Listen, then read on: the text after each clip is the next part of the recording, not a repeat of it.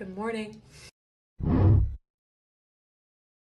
You know what's better crispy? Pretty much anything. So here's my take on the viral salmon rice bowl. These came out super crunchy. Shh, just listen.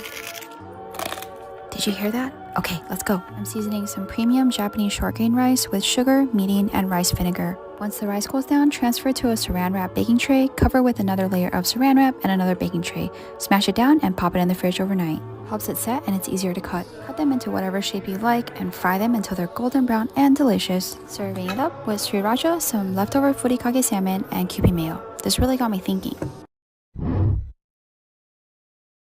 Creamy Tuscan chicken. That's not the only thing that's creamy. Season down some flour, pinch of Osmo salt, rub down with oil, and apply our seasoned flour. Every nook and cranny gets love. Cold pan, chicken goes in skin side down, then you turn on the heat. It helps render the fat and crispify the skin. These are still raw on the inside. To our liquid gold, add an onion, fresh garlic, sun-dried tomatoes. Already smells crazy in here. Finesse in some heavy cream. Well, maybe not some. When it gets bubbly like your farts, grate in a serious amount of Parmesan cheese. Re-season, snuggle in the chicken to make it cozy. Fresh cherry tomatoes are optional. Spinach and let everything just cook through. Okay. It's been bubbling away for about 30 minutes. Internal temperature should be at least 165. And as always, now bismillah.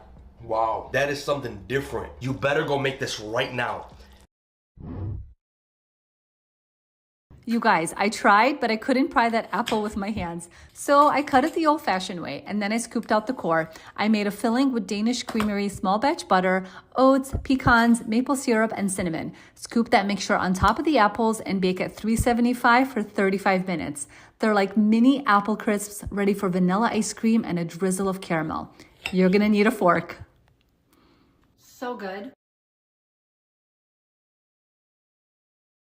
Let's make spinach and cream chicken pasta. Season some chicken breast with the spices listed on the screen, drizzle over some oil, rub it in, and then sear it in a high heat pan until it's cooked halfway through. Add in some butter, cook down some onions, garlic, sun-dried tomatoes, spices, and some flour for a few minutes. Pour in some half and half cream, add in a ton of spinach, and let the sauce simmer for a few minutes until thick. Add in some pasta water, pecorino cheese, lemon juice, and add the chicken back to the sauce. Cook all the way through and then serve with some pasta, and it's ready to enjoy.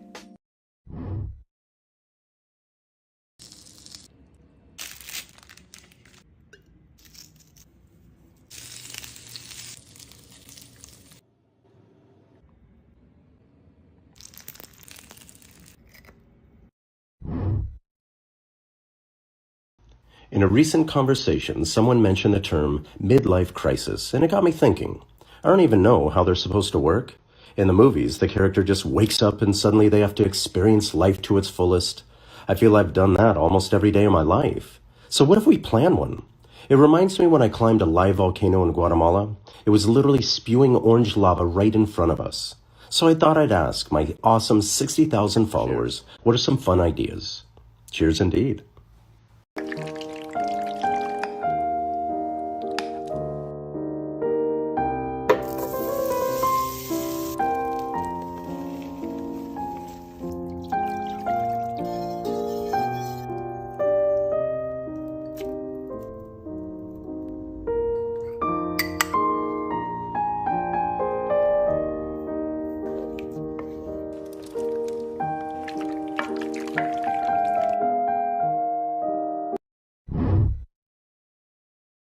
One of my most viral recipes is my whipped feta dip, and now I'm going to show you that you can pair this dip with almost anything because I'm going to pair it with crispy potatoes. Let's go. First, we boil our potatoes and season them. Make sure to always boil your potatoes, it makes it super crispy. Now we're going to make our whipped feta dip. We combine crumbled feta, water, cream cheese, olive oil, lemon zest, and oregano and honey and process until smooth. Now we're going to add our creamy whipped feta dip and add our crispy potatoes on top. Find the full recipe on my Instagram page and follow for more.